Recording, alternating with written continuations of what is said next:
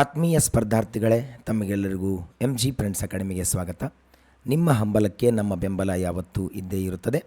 ಇವತ್ತು ಪ್ರಮುಖವಾಗಿ ನಾವು ಪ್ರಾಪಂಚಿಕ ಭೂಗೋಳಶಾಸ್ತ್ರವನ್ನು ಅಧ್ಯಯನ ಮಾಡ್ತಾ ಇದ್ದೀವಿ.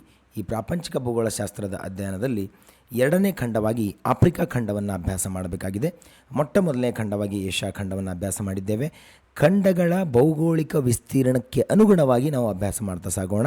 ಅದಕ್ಕಾಗಿ ಅತಿ ದೊಡ್ಡ ಖಂಡ ಏಷ್ಯಾ ಖಂಡ ಆದರೆ ಎರಡನೇ ಅತಿ ದೊಡ್ಡ ಖಂಡ ಆಫ್ರಿಕಾ ಖಂಡವಾಗಿದೆ. ಈ ಖಂಡ ಹಲವಾರು ವಿಶೇಷತೆಗಳನ್ನು ಒಳಗೊಂಡಿರ್ತಕ್ಕಂಥ ಖಂಡ, ತುಂಬ ಅದ್ಭುತವಾಗಿರ್ತಕ್ಕಂಥ ಖಂಡ. ಈ ಖಂಡವನ್ನು ಇತ್ತೀಚೆಗೆ ಕಗ್ಗತ್ತಲೆ ಖಂಡ ಅಥವಾ ಕತ್ತಲೆ ಖಂಡ ಅಂತ ಕೂಡ ಕರೀತಾರೆ.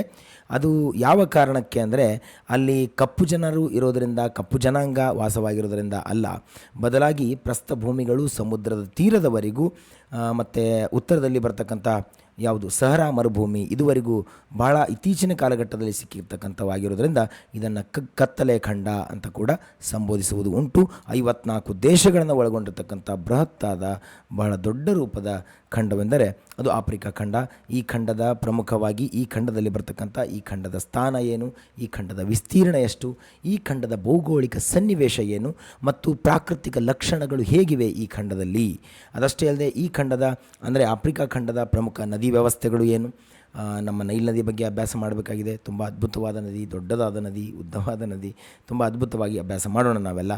ಮತ್ತು ಈ ಖಂಡದ ವಾಯುಗುಣ ಪ್ರದೇಶಗಳು, ಸ್ವಾಭಾವಿಕ ಸಸ್ಯವರ್ಗ, ಪ್ರಾಣಿ ಸಂಪತ್ತು ಇವೆಲ್ಲವುಗಳನ್ನು ಸಮಗ್ರವಾಗಿ ಅರ್ಥ ಮಾಡ್ಕೊಳ್ಬೇಕು.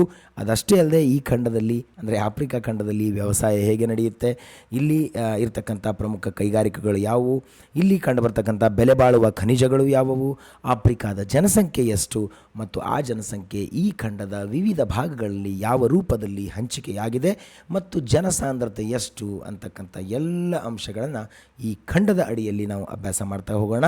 ಬನ್ನಿ ಶುರು ಮಾಡೋಣ. ವಿಡಿಯೋ ಸಂಖ್ಯೆ 28 ಆಫ್ರಿಕಾ ಖಂಡ, ವಿಡಿಯೋ ನಂಬರ್ 28.